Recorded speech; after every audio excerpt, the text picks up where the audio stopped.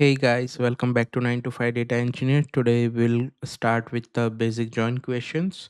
This is the first question in basic joins. Replace employee ID with the unique identifier. Okay, so here we have two tables, employees and employee unique. Um, ID is the primary key column for the employee table. Each row of the table contains ID and the name of the employee in the company.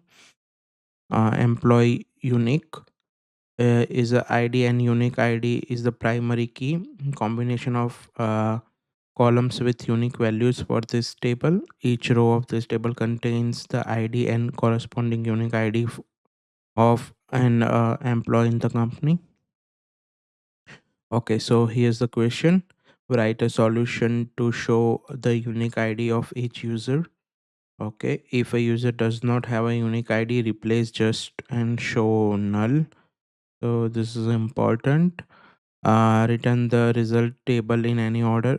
The result format is in the following example. Okay, is the example. Okay, so these are the users, these are their unique IDs, but some of the users don't have unique ID here, so for them we have to return a null. Okay, so basically we have to take everything from the left in this and take whatever is available in the right table, so it will be a left join. Yeah, so let's start with the query. Select, we have to select unique ID from employee unique, so eu dot unique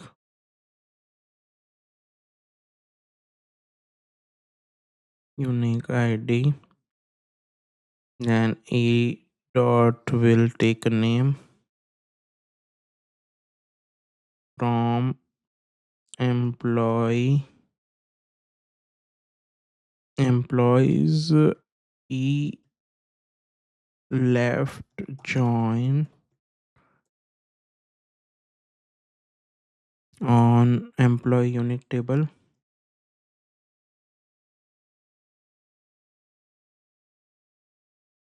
Eu, these are aliases. Okay, so on, we'll do that on id, so e dot id is equal to eu dot id.